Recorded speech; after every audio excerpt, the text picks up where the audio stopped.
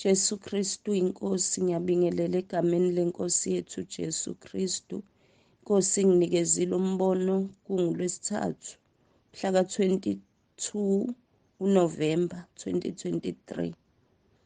Lapho inkosi ibingikhombisa khona isizathu sokukhishwa kwabazalwane emabandleni anobumnyama, amabandla nezinto zasezweni esezingeniswe endlini kaNkulunkulu.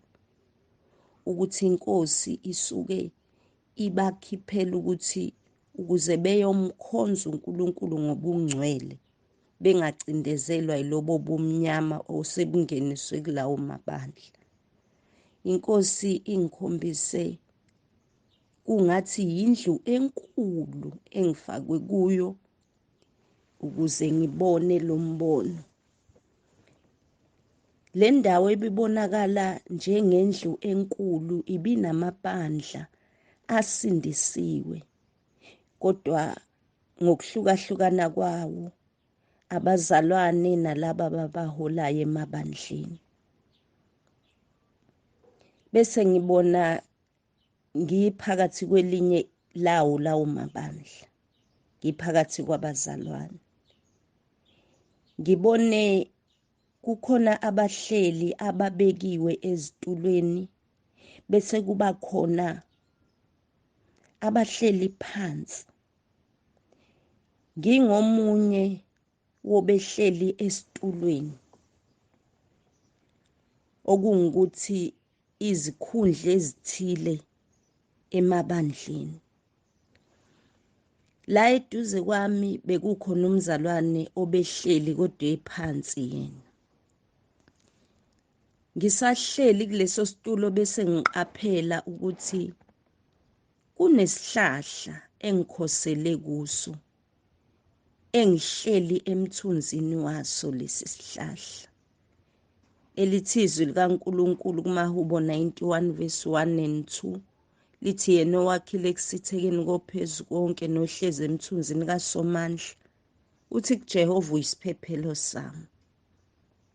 Okungukuthi bengikhonjiswa ukuthi kunohlobo lwabazalwane inkosi ebakhiphile ngenxa yokuthi bebemfunisisa uNkulunkulu, kodwa manje amabandla ebebekuwo ebenobumnyama. Yayisinkosi ikhetha ukubakhipha-ke laba bazalwane kulawo mabandla. Okunye engikunothisile ukuthi bebexoxa abazalwane beyilibalele nje ukuxoxa indaba zabo, kodwa kubonakala ukuthi fani ngabe inkonzo isiqalile. Abaqapheli ngisho isikhathi ukuthi bengabi late. Ngase ngizwa ngifikelwa umhlabelelo othi thula wazi nginguThixo. Ngase ngiuqala lo mhlabeleli. Lo obehleli phansi eduze kwami kanye nje nabo bonke abazalwane, lo mzalwane kanti naye umfikele lo mhlabeleli ngesikhathi ngiuqala, ebese banaye umuntu ongathi uyawuqala kodwa uyasaba, wabuye wathula. Okungukuthi ngikhonjiswa ukuthi bakhona abangabekiwe ezitulweni, abangekho ezikhundleni ezithile.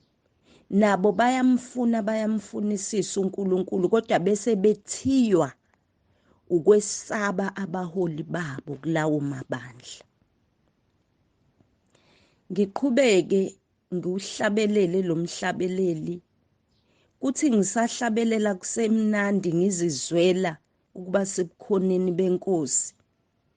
Bese omunye wabo laba baholi kuleli bandla ebese ngibona esesondeza, sengilethelwa imic, beyisondeza emlonyeni wami.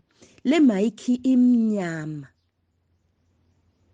Ngixakwa yilobu bumnyama bale microphone, indlela ebimnyama ngayo. And ngesikhathi beyisondeza kumina izongikhinyabeza, izokwenza ngingamkhonzi, ngingamdumisi ngalendlela ebengimdumisa ngayo bengakayisondezi kimi le mic. Bese ngizwa lokhu kukhinyabezeka, ngicule ngengaphakathi ngenze humming. Ngithi ngisahamisha ngiqhubeka nakho ukuthi thula wazi nginguThixo. Bese beyisusa bebona indlela engenze ngayo ukuthi ngivele ngakhetha ukuthula kunokuba ngimdumise ngalobumnyama uNkulunkulu. Beyisuse le mic, mabeyisusa bese sengiqhubeka ngihlabelelela.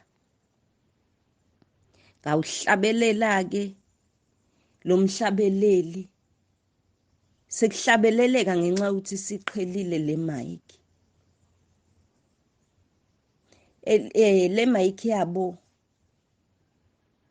ebimnyama engikhuluma ngayo ingiholela ezwini likaNkulunkulu eliku 1 Peter chapter 2 verse 9 eliveza ukuthi siluhlanga olukhethiweyo, ubupriest obubukhosi, isizwe esingcwele bazalwane, okumele thina siphume ebumnyameni singene ekukhanyeni kwakhe okumangalisayo.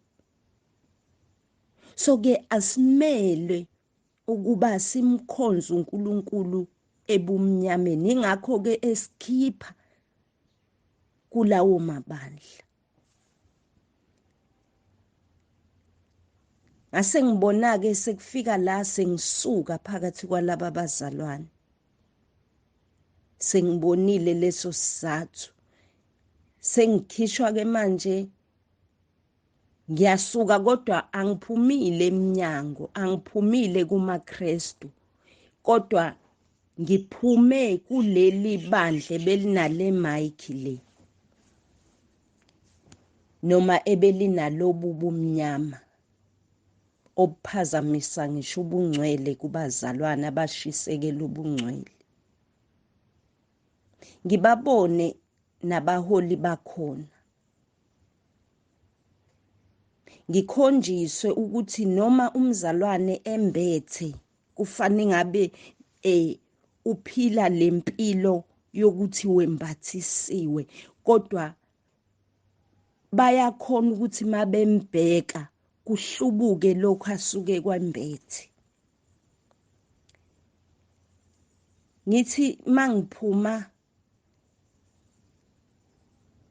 ngiyaxolisa, sengizophuma bese ngibona kuba mnyama, kuvele njengoba kusuke kuhamba ugesi kusebusuku, kuvele kube nobumnyama obumangalisayo.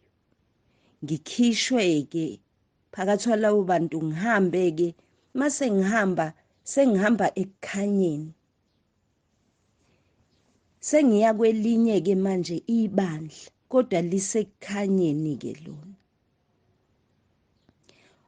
Uma ngiya kuleli bandla ngiyababona nabanye abazalwane abasuka kwamanye amabandla beze kuleli bandla. Ngiyambona nomi njengenceku kaNkulunkulu ayisebenzisayo imi phambili, njengokuthi makuhanjwa kusohanjweni njoba sisohambweni lokukholwa ukuthi kube khona olidayo phambili ohambweni.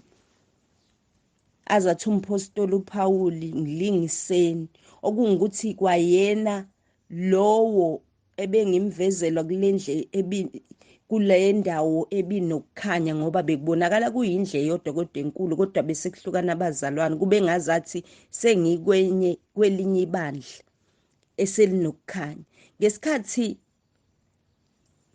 ngimbona lowo oyilida, kucaca ukuthi uba leader noma uhamba phambili, ebe ehamba ngokwentando kaNkulunkulu, ebe eyisibonelo esihle nakubazalwane, ebafundisa ukuthi hlobo luni lokumkhonza uNkulunkulu olumthokozisayo uNkulunkulu esimkhonzayo.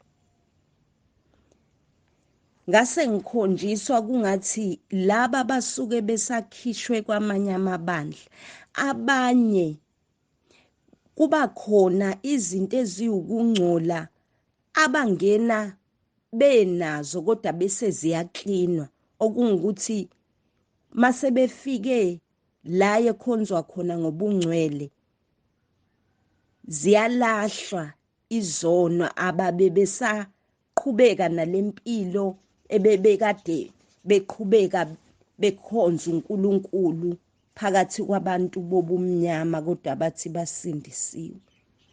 Kuye kwavezwa kunjengesambulo kungukuthi bangene namaphepha ama-chips umuntu kushuthi into akade yidla kade bedla izono ezithile okunye bengambulelekile ngakho sebefika la bayalahla-ke.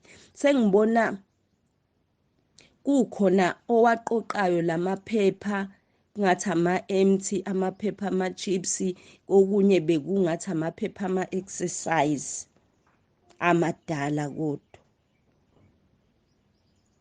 ngoba fanele kudlule okudala bese kuvela okusha umkhonze ngendlela manje enye uNkulunkulu. Mase bewalahlile bese kuba khona owaqoqayo elithi izwi likaNkulunkulu lapha encwadini yokuqala yabaseThesalonika 1 Thessalonians chapter 4 verse 7 lisivezela ukuthi uNkulunkulu akasibizelanga amanyala kepha wasibizela ebungcweleni. So-ke ukukhishwa kwenu bazalwane enikhishwe emabandleni ebekunokungcola ebekunamanyala kuwo nikhishelwe ukuthi nikhonze uNkulunkulu ebungcweleni ngoba unibizele ebungcweleni. Siyambonga kakhulu uNkulunkulu ngomusa wakhe okuthe ngimbona lowo obeqoqa amaphepha ephethe i-refuse bag ngase ngibona sengisukuma nami sengiyowaqoqa ngilekelela ngisusa lokho kungcola ngoba bekucaca manje ukuthi leli bandla esisikulona ibandla elihamba ngokukaKristu kumele kwenziwe intando kaKristu. uKristu Jesu uyena osesihola ngomoya wakhe oyingcwele. Asisahambi ngokwentando yomuntu othile kodwa sekusebenza intando kaNkulunkulu. Okuthe mangiqeda ukukhonjiswa ukuthi nami ngimele ukuba ingxenye yokususa lokho kungcola okusuke kungena nabazalwane abaphuma kulawo mabandla ebebesebumnyameni sebezomkhonza ngeqiniso. Kuthe makudlula leso sigaba ngase ngizwa ngikhuluma nayo inkosi. Ngezwa ngibuza ukuthi inkosi ibikuphi khathi sisayishisekela siyikhonza kodwa sise kulamabandla kanti ebenobumnyama. Yayisingiphendula inkosi yathi ngangikhona. uNkulunkulu ukhona usuke ekhona empilweni yakho ekubona ukumshisekela. Ingakho ke ezekwazi nokubona ukuthi awufanelekile ukumkhonzela endaweni enobumnyama oku-operate khona amandla obumnyama ebese yakukhipha ngoba usuke ezwa ukukhala kwabangcwele bakhe kodwa bese bumnyameni ebese yabakhiphe bayisa ekukhanyeni kwakhe okumangalisayo. uJesu Kristu uyinkosi. Amen.